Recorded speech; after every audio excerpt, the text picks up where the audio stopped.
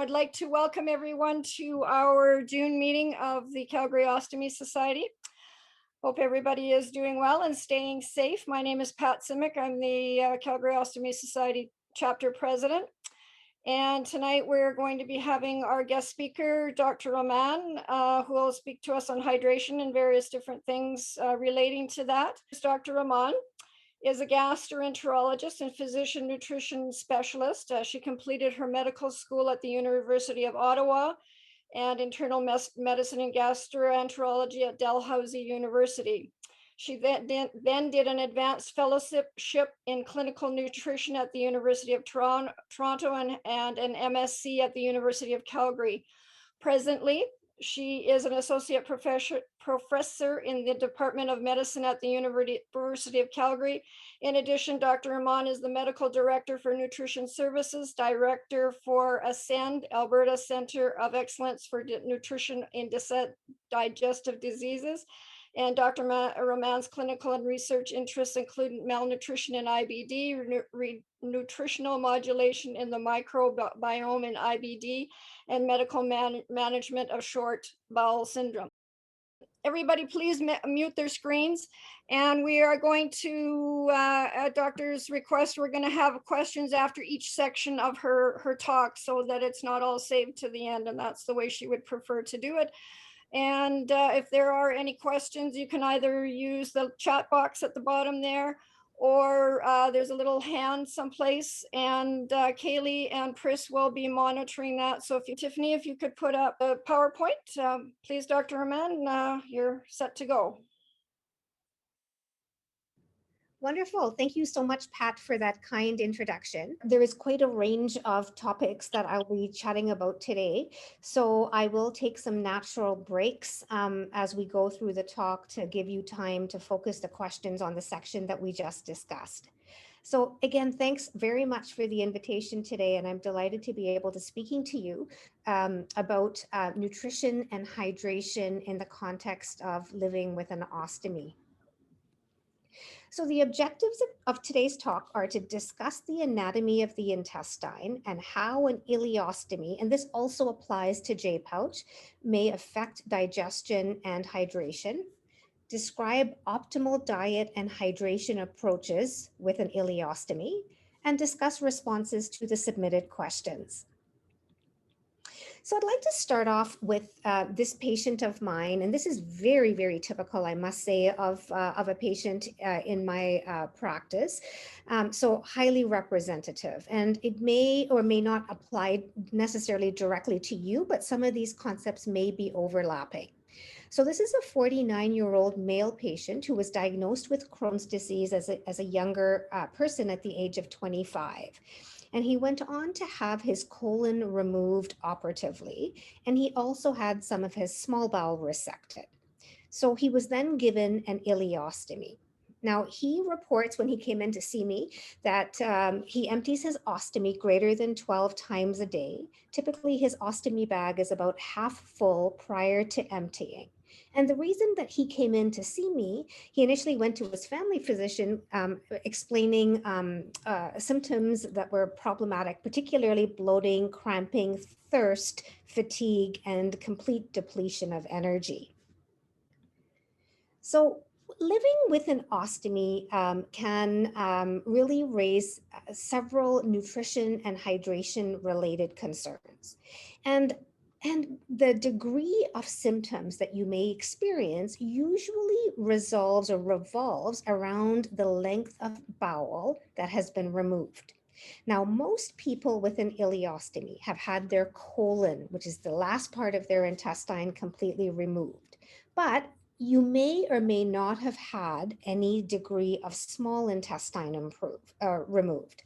So the degree of small bowel that is removed is typically the major determinant of how much hydration impacts you. And similarly, alongside of that, electrolyte disturbances, which are the salts in your blood, are also directly proportional to the amount of small intestine that has been resected. Similarly, weight loss and nutrition or nutrition-related concerns can be a major factor or related to the length of small bowel that's left behind. Now, regardless of the length of small bowel, many patients with ostomies in general complain of decreased energy, increased fatigue, and they may complain of major quality of life challenges. And some things that my patients tell me are fear of being in public places, particularly when there's no washroom or toilet that's reasonably easy to access. There's fear of eating, particularly when surrounded by other people or again in public places. And some people also have fear of soiling because of inadequate access or failure to be able to get to the toilet on time. So I have a couple of questions for you. So my first one, and I know with Zoom, it's not necessarily easy to have a back and forth conversation. So I'll just hypothetically place it for you. How long is your small intestine? What is the length of your small bowel? So remember, we separate your bowel into, so you swallow food, it goes into your esophagus, then it empties into the stomach. And then from the stomach, after digestion, it flows into the small bowel, which is the focus of the conversation today. And then after food is digested and absorbed, the rest of it flows into the colon.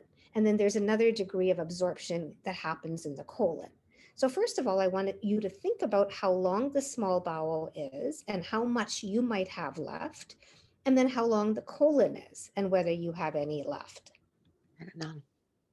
Okay, I heard somebody say none. Okay, so so your length of your small bowel is variable, and it depends on your sex, on your weight, on your size in general. But it ranges between 400 for a smaller female to 600 for a larger male centimeters. Now, what is the length of your large intestine? So your colon is generally between 90 to 120 centimeters. Now, the function of the colon is really twofold. First of all, it's a very, very important organ to help absorb fluid and help absorb salts. So when you don't have an intestine, automatically, large intestine that is, or colon, automatically it becomes challenging to absorb fluids. So automatically that's a major risk factor as to why you have or why you are at risk for hydration.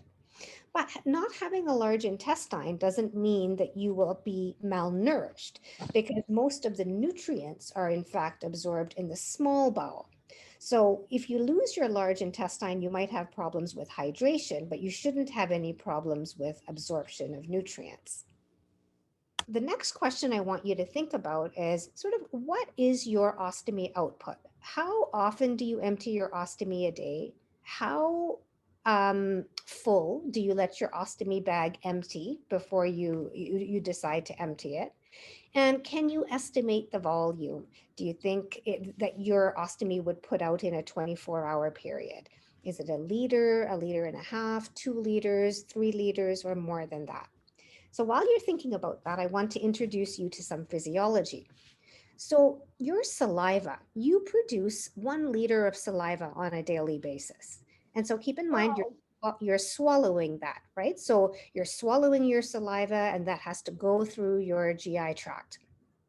Then, similar to your saliva that you produce, your stomach produces another 1.5 liters of fluid per day.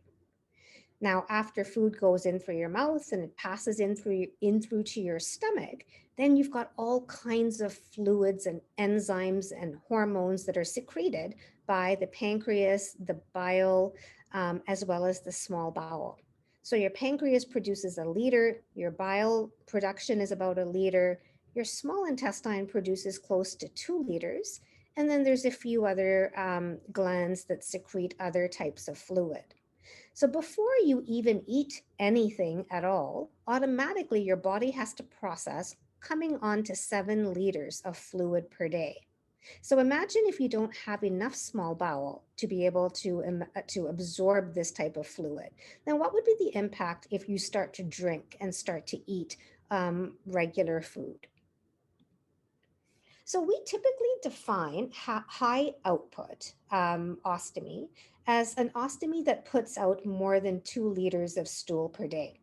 So your GI tract or your digestive digestive system is very efficient to be able to absorb fluid. That's its job.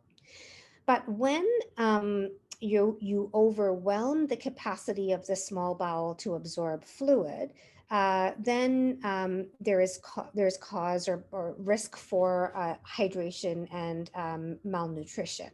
So 2 liters is sort of that magic number that we try to keep our stool output less than. And you may ask, well, why is that? And that's because that's usually the number that people will start to respond or start to report symptoms if they exceed that 2-liter mark. So if you're above 2 liters, your sense of thirst, your sense of fatigue, hydration, electrolyte abnormalities, malnutrition, risk of kidney stones. I know that was a big question. I'm going to talk about that in some detail. All of these things start to increase after you exceed that 2-liter threshold. And also, or a part of the reason for this, so your colon, which most of you probably don't have, that colon is responsible to regulate a lot of this absorptive function. So if you don't have a colon, and there's this valve called the ileocecal valve that connects the small bowel to the colon. And that valve is really important because it helps secrete hormones and it helps control the way the small intestine moves. So it controls the intestinal motility. So if you lose all of these factors, then these regulatory mechanisms are lost, and it becomes quite easy at times to exceed that 2-liter threshold. So I want to talk about diet. So dietary factors aggravate outputs. Now, I think everybody probably recognizes that. But I'm going to explain to you some of the rationale as to why and how you can use diet to try and modify your output. So thirst is a big, big factor. And I have one lady in my practice who is absolutely the sweetest thing ever. And she has short bowel. I told you initially that your regular length of bowel is about 500 to 600 centimeters. She only has about 175 centimeters left. And she tells me she's always thirsty. She is drinking upwards of 3, 4, 5 liters of water daily. But water is a hypotonic solution. So normally we think about solutions as being less of having lower tonicity, and tonicity simply means it's basically, if you think back to high school chemistry, it's basically how salty or how sugary is your fluid. So if water is the most hypotonic fluid because there's nothing added, then something like soda pop with sugar would probably be the most hypertonic fluid that you can consume. And both of these items, both water and hypertonic fluids containing sugar, are the 2 types of extremes that really will aggravate your outputs. So why? So when you drink water, in order for your bowel to be able to absorb water, it needs to have the perfect balance of salts and sugars. Well, water has none of that. So when you drink water, it's not uncommon for it to come to flow directly through your intestine, and then you'll see it in your ostomy bag, or you can see it in your ostomy bag exactly the way that it came out. So water, in fact, is probably not the best thing that you can drink when you're feeling thirsty, because it stimulates ostomy outputs further and you can't absorb it effectively. So, well, how do you manage thirst? So we're going to come back to that in just a minute. Now, the other thing that can aggravate outputs are caffeinated beverages. Now, caffeinated beverages work differently than water. So I told you water and Coke and pop, they just go directly through your intestine. They're not absorbed. But what caffeinated beverages do, it doesn't work like that. They are absorbed, but caffeine itself stimulates the peristalsis of the intestine. So it makes your intestine push or function or move quite quickly. So if you think about it, if you only have a limited amount of bowel left and you're drinking caffeine, and then all of a sudden your intestine starts to contract really quickly, which is what the caffeine does, then again, you're pushing the caffeinated beverage through. And so you're not going to be able to absorb that adequately because it's not in your intestine for an adequate length of time. And if you're eating or drinking anything else with your caffeinated beverage, that's just going to move along quickly as well. So this can be a risk factor to higher ostomy outputs too. Now, lactose, a product found in most milk products, now the lactose falls into the category of this hypertonic sugar containing beverage. So milk has a naturally occurring sugar called lactose. And this naturally occurring sugar is hypertonic compared to the environment in the gut. So when you consume a high sugar containing product, what it does, the intestine wants to neutralize that. It wants to make it more to a similar type of osmolarity or the similar type of tonicity as the interior of the gut. So what it does, it actually draws fluid from all the cells around the gut into the actual lumen or the body of the gut. So it makes you, paradoxically, it can increase your risk of dehydration. So that lactose is not absorbed. It's drawing in fluid from wherever it can, and then that can end up with higher ostomy outputs. So these things all work a little bit differently. And then we talk about fiber. Now there's a difference between soluble fibers and insoluble fibers. And I'm going to come back to soluble in a minute, but because here I'm outlining the major risk factors. Soluble is a protective factor. Insoluble fibers are a risk factor for higher ostomy outputs. And insoluble fibers can irritate the GI tract. And similar to the caffeine, it can cause the GI tract to peristalse or contract really rapidly. So insoluble fibers, there are many, many different sources of them, but just for, broad principles, these include typically raw vegetables or fruit that have skins that haven't been removed, and seeds. These are all sort of classic examples of insoluble fibers. Now you can change the fiber structure of your fruit and vegetables by selecting them carefully, and the dietitians are very good at advising around that, or even by gently cooking your vegetables. So whether those are stir-fried or boiled or baked or whatever your preference, the avoidance or minimization of raw vegetables can be a helpful thing to manage your ostomy outputs.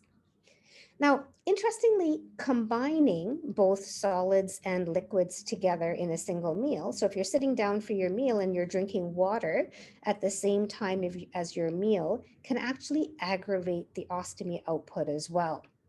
So typically we do recommend separating your solid food from your liquids by at least 15 to 30 minutes. So, and these last 2 points kind of tie in together.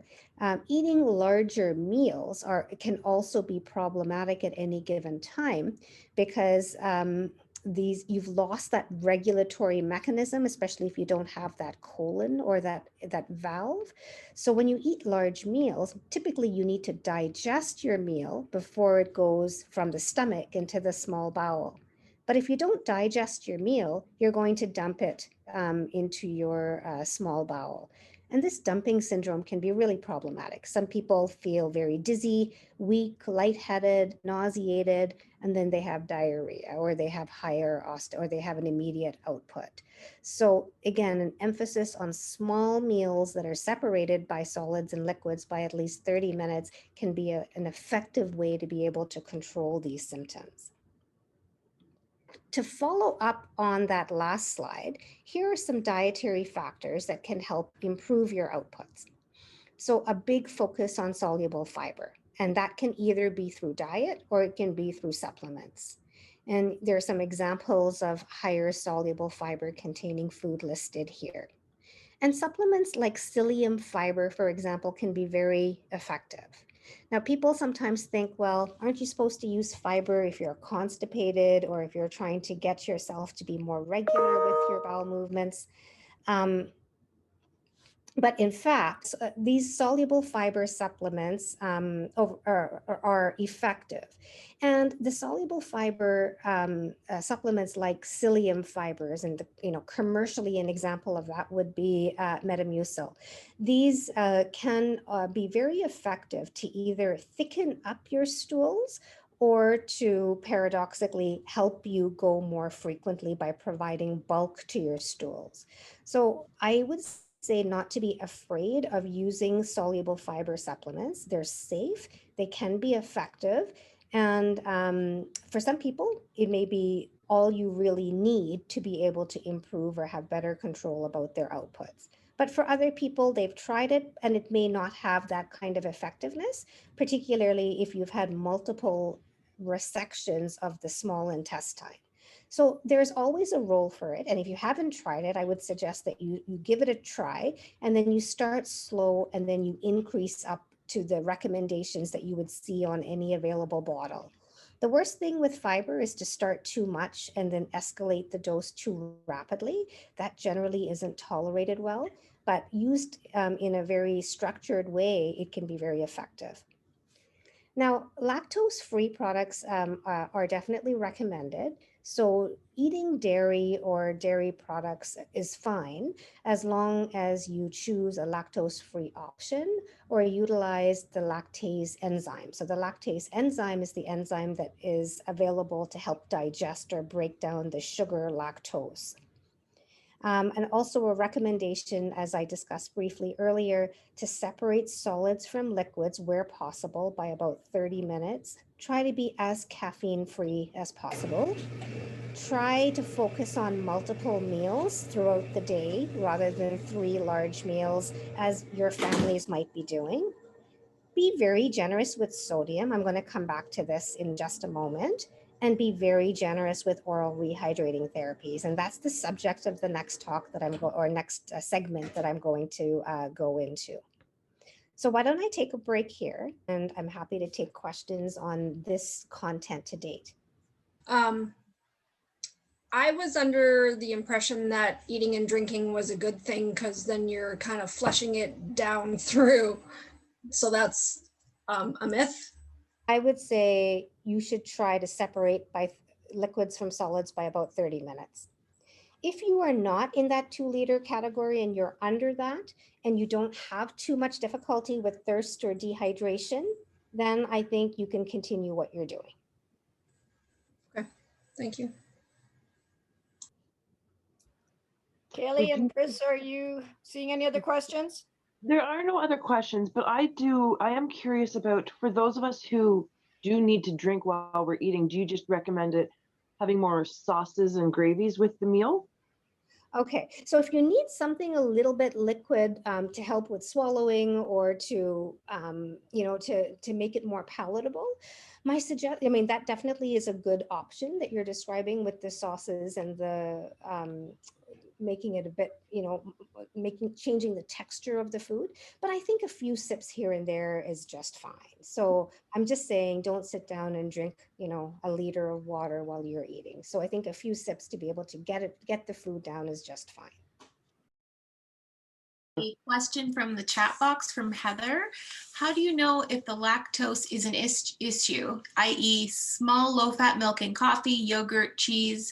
I noticed ice cream passes straight through. Yeah, you will only really be able to know that with a bit of trial and error. So so if you find that lactose, or if you have a higher output ileostomy and you're not totally sure why, and you feel that you may be consuming adequate amounts of lactose, then it's worth at least a 2-week trial period of coming off the lactose and then seeing whether your ostomy outputs change in any way. And after the 2-week period, if you find that you really haven't had much of an ostomy output change, then I would say you could probably go back to your regular and conclude that lactose is not a big factor for you. So this is, I think, a really important topic, and I hear this one quite a bit from people. So what are oral rehydrating solutions? Why should we use them? And what are our options? So I want to share this diagram with you, or this table with you. And this table highlights the ideal composition of an oral rehydrating solution, which is what I'll call ORS from here on in. And I'm presenting to you the composition of this ORS formula in two different ways. Here, this one on the left highlights the composition in grams per liter, and this one in millimoles per liter. Now, I like to use millimoles per liter, so I'm going to focus in on here. Now, when we talk about oral rehydrating solution, we talk about a specific dose of sodium. And that ideal sodium dose, and I want you to remember this number, is 75 millimoles per liter. So in order to have maximal absorption, we need to have a sodium content of 75 millimoles per liter. The other important factor to note is the glucose factor. And the glucose ideal dose, similar to the sodium, is 75 millimoles per liter. So these are kind of two magic numbers. And then an oral rehydrating solution also has chloride, which is an important marker of, or important nutrient for hydration, potassium, so it's a little bit of electrolytes, and citrate is not really that important, except in the context of kidney stones, and I'm going to come back to that in a minute. So now, this was a question. What are some recipes to make your own oral rehydrating therapies? So before we get there, so when I talk about this one, this is the World Health Organization guidelines for oral hydration therapies. And sort of the gold standard commercial available one in pharmacies would be something called Gastrolite for adults. Now, Pedialyte tastes a lot better, as probably all of you would know, but the big issue with Pedialyte is that the sodium content is only between 45 to 50 millimoles per liter. So while it is very effective for children, it's not adequate for adults. So I have two options for homemade oral hydrating therapies, and I think you will have a copy of these slides for you to take with you, or you can take screenshots, whatever your preference is. And this WHO formula is listed here. So 4 cups of water in a liter, half a teaspoon of salt, half a teaspoon of no salt, which is a brand of artificial salt, 8 teaspoons of sugar, a half a teaspoon of baking soda, and then you just mix it all together and you can keep it in your refrigerator. And all of this provides you with exactly the composition that I showed you on the previous slide, and is the recommended formula for hydrating therapies. Now, it doesn't taste great, as probably all of you can attest to. So here is an alternate formula using orange juice.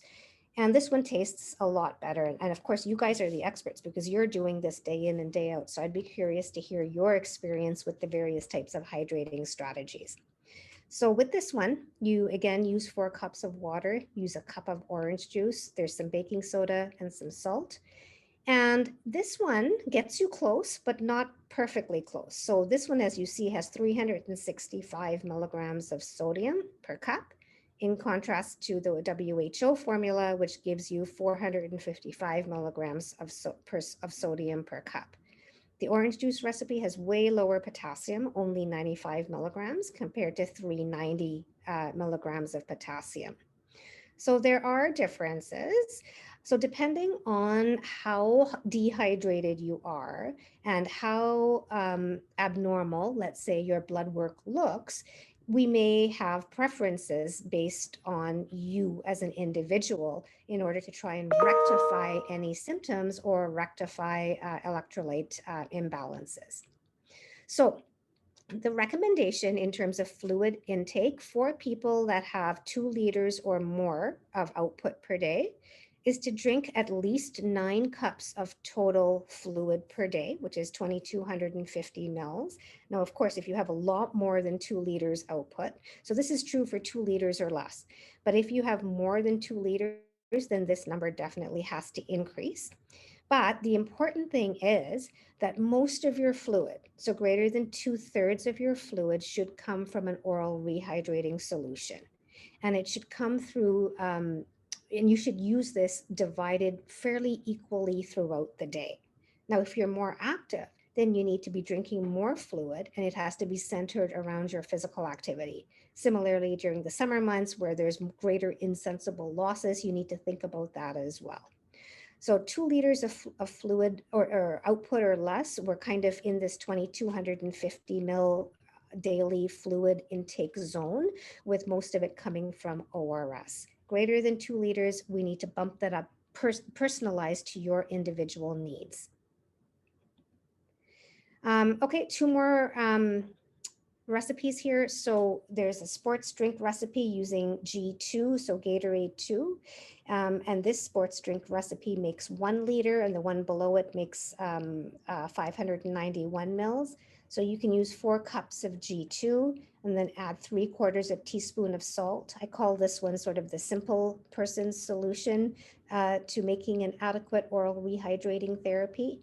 You see here that this one has a good amount of sodium, 558 milligrams of sodium, and it gives you 5 grams of carbohydrate, but really low amounts of potassium. But the sodium content here is very reasonable.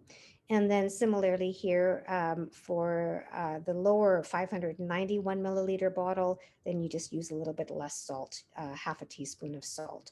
And then you mix all of these ingredients. And again, you're sort of in that really good 559 milligram of sodium target. Now, to add to that, you may need to be using a liquid multivitamin or a chewable multivitamin and mineral supplement until your ostomy output slows down to about 1 liter per day.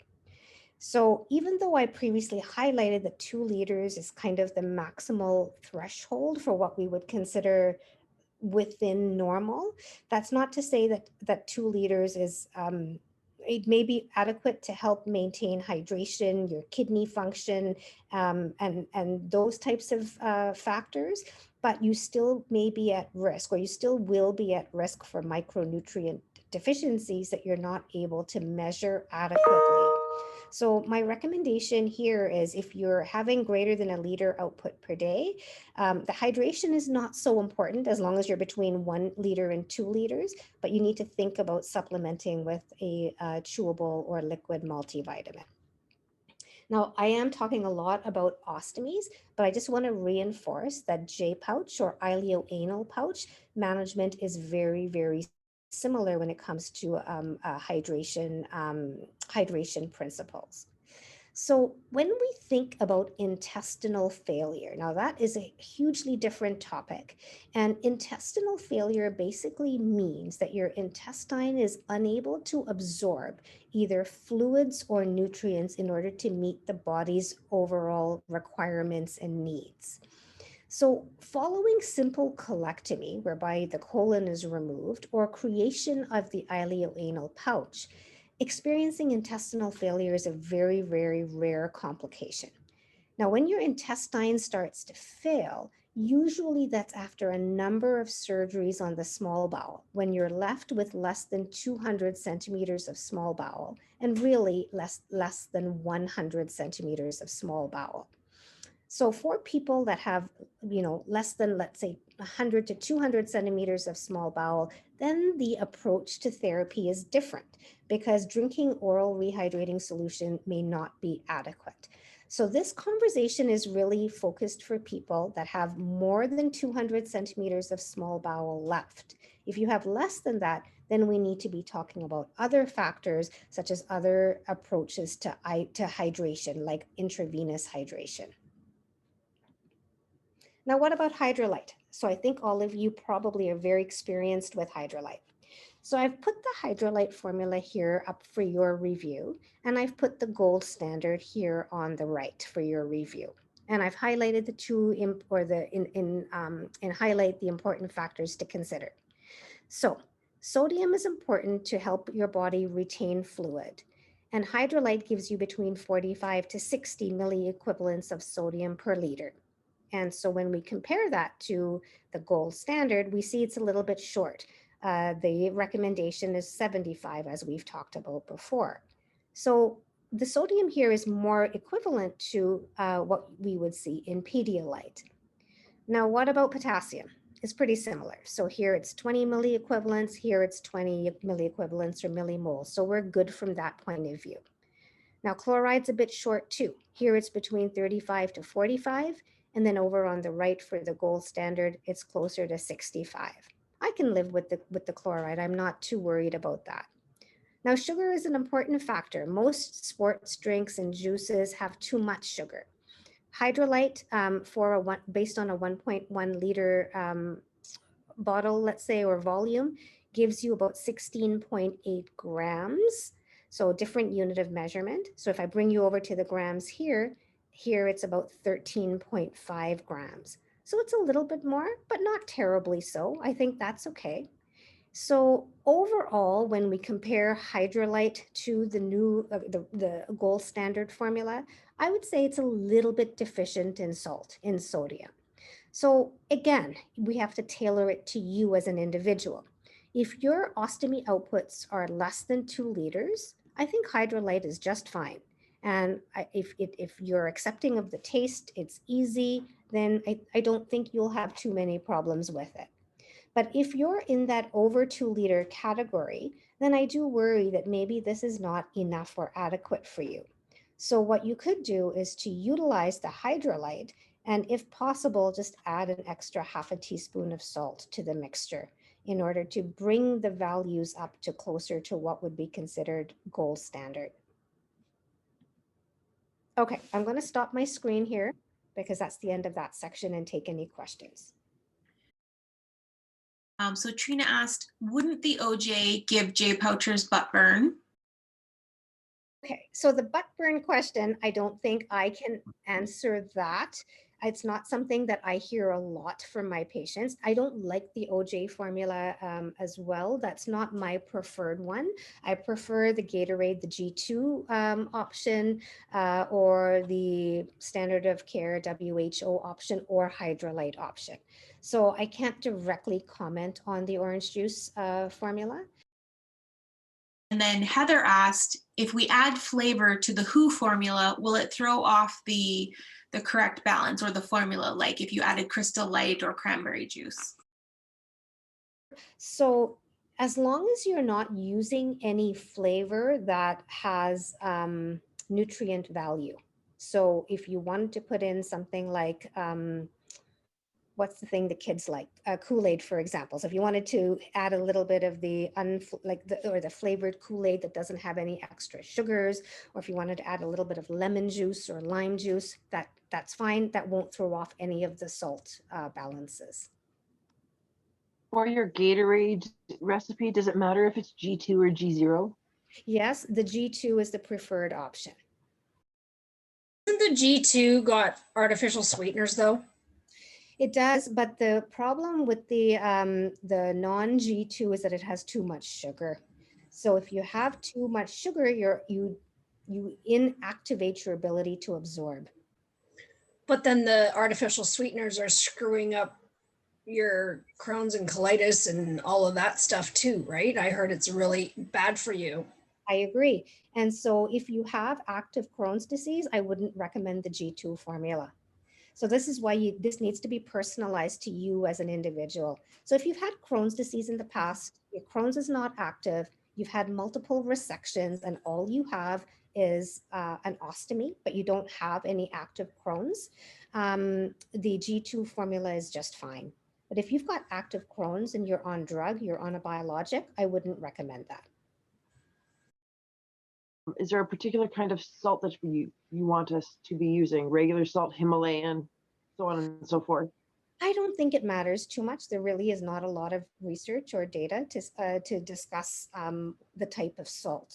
The only thing is some people may benefit from half salt. So half salt is salt plus potassium. And then there are different and then there's no salt version, which really doesn't have any sodium, but it has potassium. The key here is that we need to be using regular salt. So I think for one of the recipes I showed you, there was a half salt or a no salt option, but that was to use together. I don't believe it was just on its own. It was used together concurrently with regular salt. So you can't get away from the salt, and it's the salt that kind of also makes the flavor not so palatable.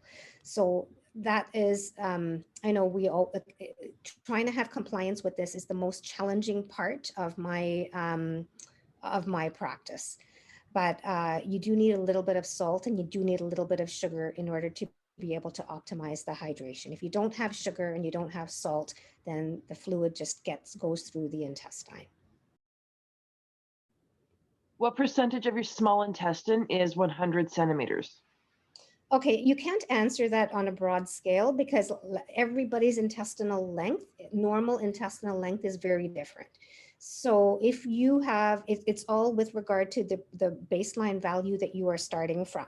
So if your baseline intestinal length is 400 centimeters, then 100 is going to be 25% of that. If your baseline value is, 600 centimeters, it's going to be even less than that. So the 100 centimeters really has not, it's not, the proportion is not important. It's more the absolute length that's important.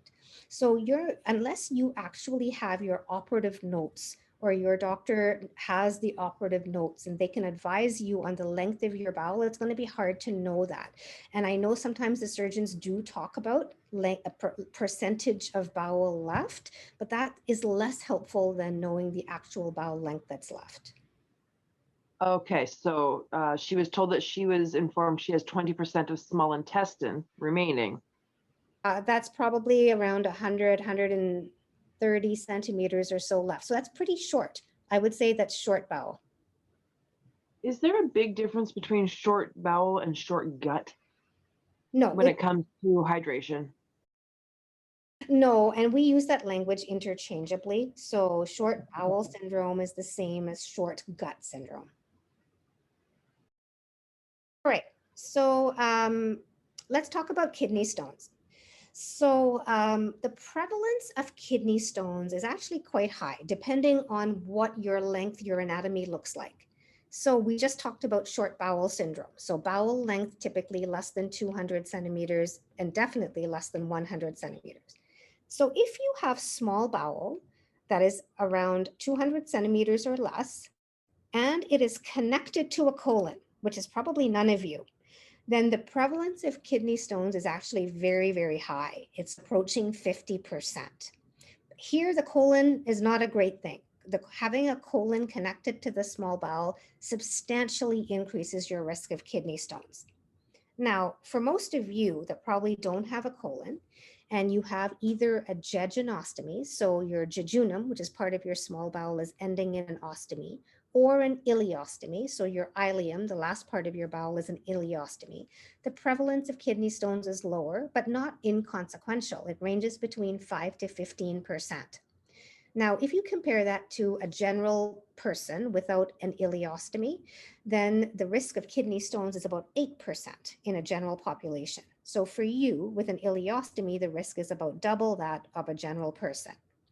So there are different types of stones, and the composition of the stone will vary depending on the type of surgical resection that you've had, the amount of bowel you have left, and some other factors. So the two common types of kidney stones are uric acid stones and calcium oxalate stones. And these are common in both jejunostomy or ileostomy patients. Now, this is what I really, really want to reinforce for you. From a practical point of view, the major risk factors for either of these types of kidney stones are low urine volume. So you need to be peeing a lot. Chronic dehydration. So these two things are interrelated, chronic dehydration and low urine volume, and then reduced urine sodium. And so, that's not something you can measure, but that's something we will ask you to measure when you go in to see your doctor. And these three things are very interrelated, and the common denominator is dehydration. So, and the way you will know if you're dehydrated or not is by the amount of urine that you produce. So This ties back to the salt conversation. So adequate fluid and salt is really important in order to increase urine output. And this is critical to reducing the stone risk. So if we break it down a bit further, and you are predisposed towards calcium oxalate stones, then low citrate intake is a risk factor. So we talked about citrate. You remember one of those hydration formulas I showed you had some citrate added to it, and this is why. So citrate is a byproduct of various citrusy fruits. So lemon, lime, orange, grapefruit, these are all good sources of citrate or citrus rather. And this is through a number of metabolic processes, it translates into a low citrate or it translates into citrate production. So if you have low citrate intake, it increases your risk for calcium oxalate stones, and you can mitigate that by eating adequate citrus and juice and keeping your volume of urine high. The other major risk factor for calcium oxalate is low magnesium. And so many of you are probably at risk of having low magnesium, and low magnesium levels in your bloodstream can present in many different ways. Muscle cramps is usually the most common, or muscle fatigue or muscle weakness. So if you have low magnesium, you probably are or should be taking a magnesium supplement. And now that's a whole conversation in itself. So unless it comes up in the questions, I'm not going to talk about it because it is a complex topic. But by keeping your magnesium stores adequate and keeping your citrate intake adequate, you can minimize your risk of developing kidney stones. Now for uric acid stones, basically nothing more than what I've already told you: low urine volume, low urine pH, low magnesium. So all of these things are risk factors for uric acid stones. So from your perspective, in terms of what you can control, you target your urine volume for 2 liters a day.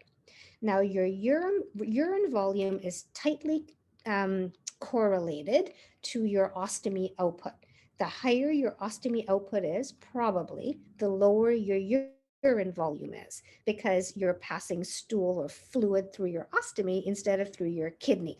So the whole idea of bringing down your ostomy output is to redirect fluid in through your kidney to reach this 2-liter target. And this is here just for your interest, and you'll have a copy of the slides. And here what this highlights to you are sort of the methods to be able to manage or decrease stone formation, and sort of the rationale for all of these things. And we've talked about all of these. So adequate intake of fluid and salt. We didn't talk about low oxalate diets so much, but low oxalate diet is less relevant to you, I think, because this really only is a risk factor if you do have a colon in place. Low fat diet. Again, this one's a bit controversial because many patients with ostomies are already fairly thin and are at risk for malnutrition. So I don't like to necessarily recommend a low fat diet unless there's a good reason to do so, but it has been associated with an improved course or it decreases your risk of forming kidney stones. Increasing foods with vitamin C or citrate, or using citrate supplements, calcium supplements, magnesium supplements, and then a couple of other things here are strategies to be able to decrease your kidney stone formation. Now, this isn't necessarily about kidney stones, but what this piece here is to help improve your ostomy outputs so that you can flow that fluid again through your kidneys. So don't forget about the medications. So Imodium can be used at reasonably high doses. 1 or 2 tabs of Imodium may not do anything for you, but using them at higher doses and up to 16 milligrams a day is reasonable. Timed with meals, it should be taken within about 30 minutes or so before meals, is a reasonably safe and easy place to start. You don't need a prescription for it, it's over the counter, but it may not work for everybody. So it's worth trying this to see how and if this can manage your outputs. But remember, I told you earlier that your stomach makes over 1 liter of acid per day. So using acid lowering therapies to decrease acid can also help decrease your ostomy outputs. Then there are a whole bunch of prescription medications you can try, including adding Lomotil, which helps, it's an anticholinergic medication. So basically it slows down the transit of your gut. And again, timed with meals. And many of you may have tried codeine. So apart from the pain control effects of codeine, it's very effective to help manage the motility of the gut, and it decreases the motility of the gut. So it helps you absorb fluids and nutrients more effectively. There's a subcutaneous injection that some of you may have tried called octreotide, and this also can be helpful to reduce secretions. And if you've had kidney stones and it continues to be a problem and you are unable to meet that 2 liters of urine volume target, then you need to think about IV hydration. And intravenous hydration can be provided through multiple different settings, including day medicine units, even in the home setting. And it's an option for anybody that has electrolyte abnormalities, severe dehydration that can't be overcome with oral rehydrating solutions, or if you have short bowel.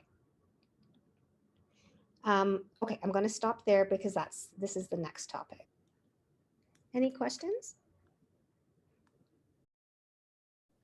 Does Imodium have side effects? It can, yeah. So if you use a lot of it, it can have codeine-like side effects. So it can impair your thinking clarity. It can make you a little bit forgetful, but not only if abused greater than the typical 16 milligrams a day or less. But if you're within the recommendations, it doesn't really have any side effects. It just may not be effective for everybody. And then what about antacids for like cutting back the acidity?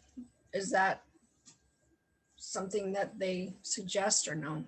Yes, exactly. So standard first line therapies for somebody that has high ostomy output would be to use not necessarily antacids, but medications to decrease acid production. So examples of that would be the proton pump inhibitors. So pantoprazole, omeprazole, Nexium, medications of that nature.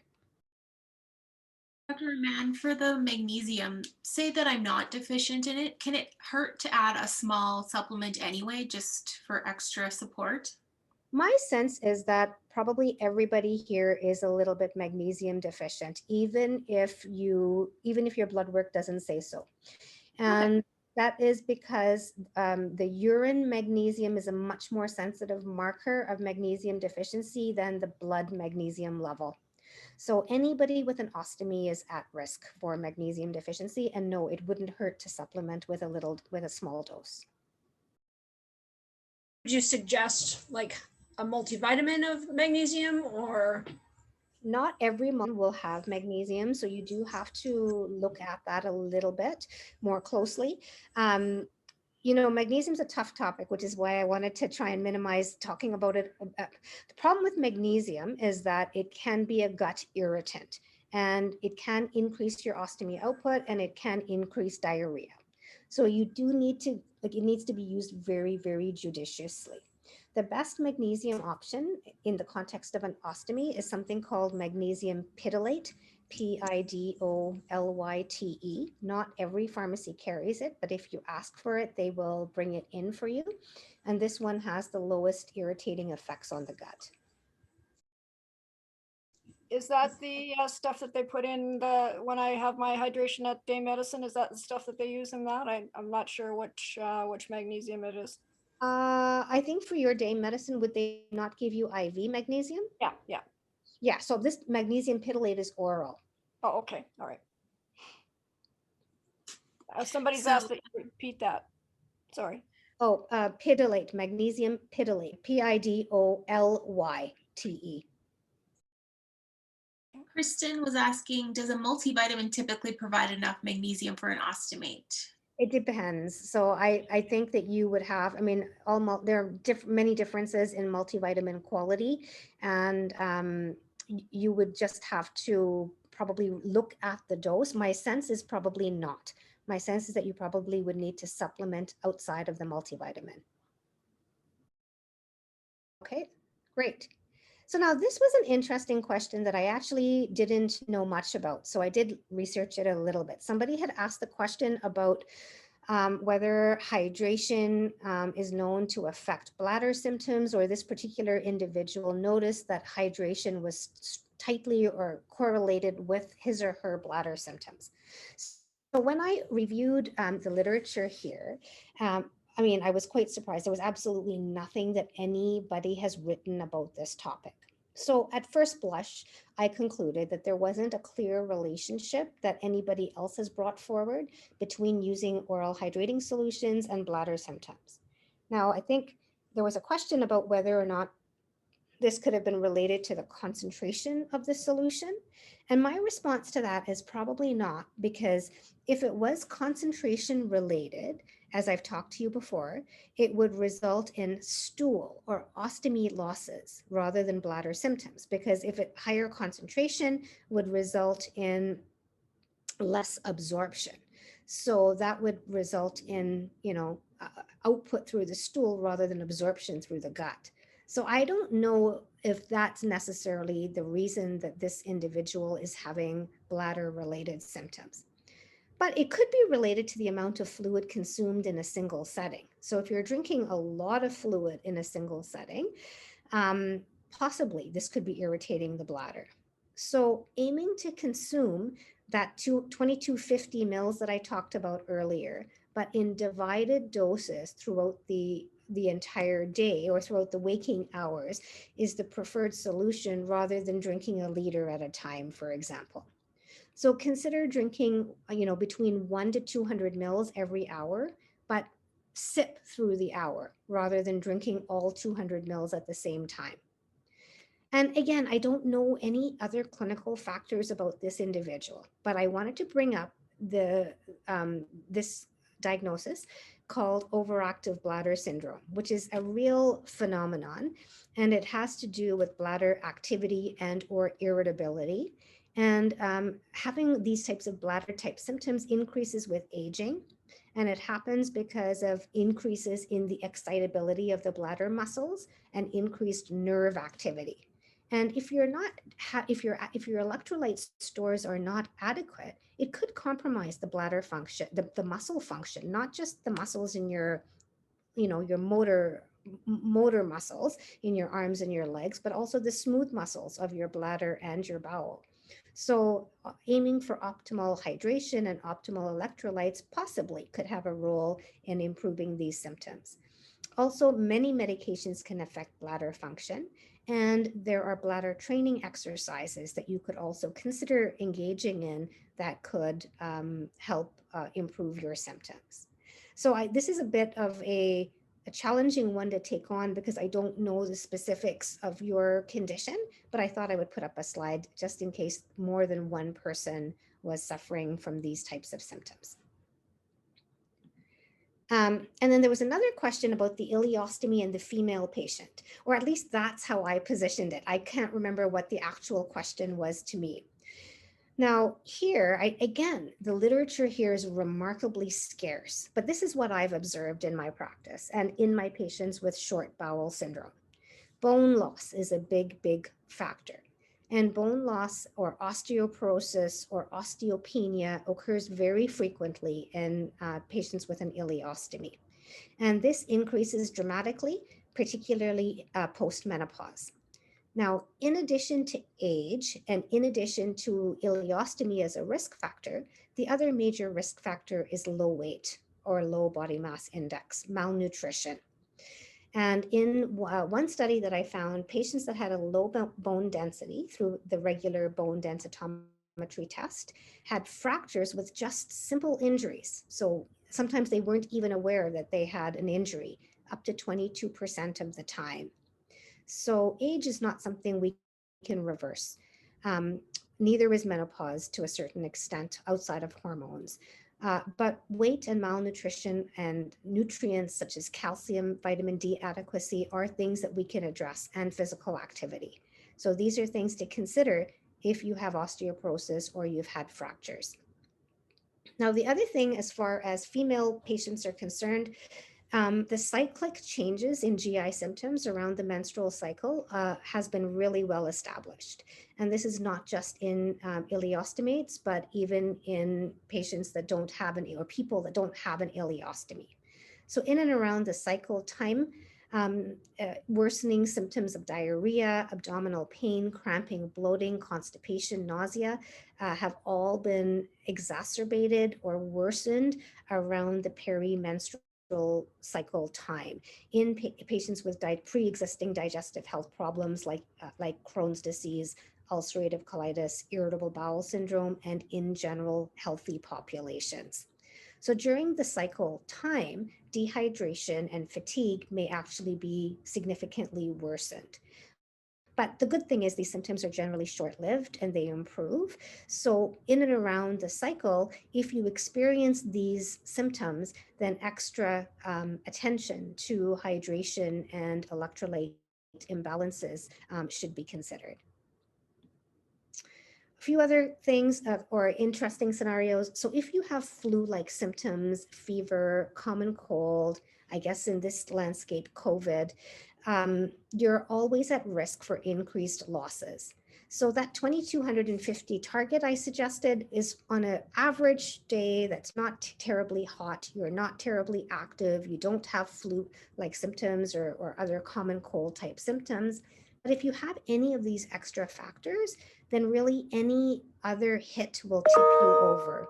So really, really trying to focus your emphasis on fluids by at least 25% is a good strategy, and really reducing additional risks to dehydration. So minimizing exercise, raw vegetables, caffeine, juice, lactose, we've talked about all of that. So if you have any flu-like symptoms or feeling unwell, be extra cautious about implementing these types of more conservative strategies, and increasing your antidiarrheals temporarily may also have a positive effect on maintaining hydration. So in terms of micronutrient supplements, there are a lot of micronutrients that you would be at increased risk of. But the big ones I wanted to touch on are zinc. Now, zinc deficiency is not something we measure very frequently in the clinical setting. But almost everybody that has, over a liter of stool outputs per day is at risk of zinc deficiency. And zinc has been associated deficiency, that is, with poor immune function, increased risk of infections, various types of skin rashes, hair loss, taste loss. So supplementing in and around 10 to 20 milligrams per day, it's not a prescription, it's available over the counter, can be considered, particularly if you're in that over 2 liter category of outputs. And we've talked about the risk of magnesium deficiency, so that's also something to consider. And then finally, increased trace element loss. So there is a risk of vitamin B12. I suspect many of you may be receiving vitamin B12 injections or replacing it orally. And then you're also at risk of vitamin D and vitamin A deficiencies as well. Now, for B12, vitamin D, and vitamin A, my recommendation is to have these checked as part of your regular blood work. Zinc is a tougher one to check, but if your doctor is willing to do it, I would recommend it. If your doctor is unwilling to do it because it's not always widely available, then I would just recommend taking a low dose. Even starting at 10 milligrams a day is very reasonable. So Trina is asking if there's any correlation with teeth going bad due to getting a J pouch. Yeah, I'm just thinking as to whether I can come up with sort of an explanation. I haven't heard that from too many people. Now, I don't know if there's a component of vomiting. If there is a component of nausea and vomiting, definitely the vomiting can have a role here to play. But outside, just put in there, I've asked that question because I've noticed that for years with my teeth, and I've asked my dentist about it, and she said dehydration definitely plays a part in teeth changing. It's fair. I have a bad teeth with the ostomy also and Crohn's. Lisa is asking if there's a correlation between high blood pressure and high output. High blood pressure. So I would say no. I don't think so. I don't think there's a relationship. Definitely low blood pressure. I think Lisa's case is unique. I don't think, Lisa, your case would be representative of most people with an ileostomy. Typically, low blood pressure is where we see that correlation. Another one is I've heard some people with ostomy say that they simply increase their sodium, such as by eating chips, when they have more output. How well does that work? Well, I think as long as they are probably increasing their fluid intake at the same time. So remember, in order to absorb adequately, you still need a little bit of sugar. You can't absorb adequately without a little bit of sugar, which is why things like G0 or others may not work as effectively. So chips could be a temporary solution, but it needs to be balanced with adequate fluid as well as a little bit of sugar. So have a cookie with your chips? I'm kidding. I'm sorry, I have a direct message about the zinc and copper and selenium. It says zinc needs to be a 1/7 with copper, i.e. 1 copper per 7 zinc. Also selenium, question mark.